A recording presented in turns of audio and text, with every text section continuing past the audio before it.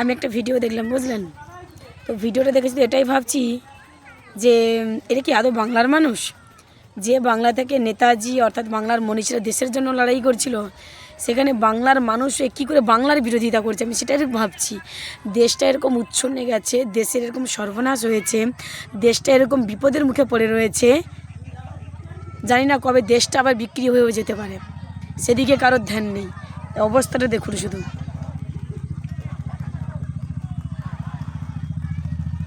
দেখেছেন, যেই রাজ্যে থাকছে, খাচ্ছে, পড়ছে, সেই শাসক সরকারের কুশুলি পুতুল আগুন ধরাচ্ছে। এদের উচিত কী ছিল বলুন তো? এদের উচিত ছিল দেশের জন্য এই কাজটা করার, কিন্তু না, বাংলার জন্য করছে। আমি বুঝতে পারছি না এদের প্রবলেমটা কোথায় ভাই, এদের প্রবলেমটা কোথায়? ভারতবর্ষের মধ্যে তো ভারতবর্ষের মধ্যে তো এতগুলো রাজ্য রয়েছে। অন্যান্য রাজ্যের দিকে তাকাক আর পশ্চিমবাংলার দিকে তাকাক। যদি পশ্চিমবঙ্গটা অন্যান্য রাজ্যের থেকে যদি সত্যি পিছিয়ে থাকতো, তাহলে কি অক্সফোর্ডের মতো জায়গা থেকে বাংলার জন্য সম্মান আসতো? ভারতবর্ষে 28টা রাজ্য আছে, শুধু বাংলার কথাই এরা ভাবছে, এরা দেশের কথা ভাববে না একবারও? দেশটা কোন উচ্ছন্নে গেছে? দেশের প্রধানমন্ত্রী গদিতে বসার পরে দেশের কি হাল হয়েছে, দেশের মানুষের কি হাল হয়েছে,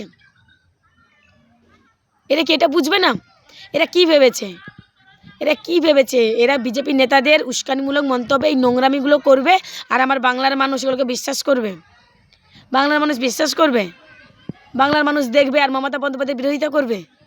কারণ আমরা যখন বুঝতে পেরেছি, বাংলার মা কাকিমা 10.5 কোটি মানুষও জানে যে এইসব অপদার্থ, এইসব অশিক্ষিত, এইসব বাটপারগুলো, এইসব দাঙ্গাবাজগুলো, এদের একটাই উদ্দেশ্য, সারা পশ্চিমবঙ্গটাকে অশান্ত করা।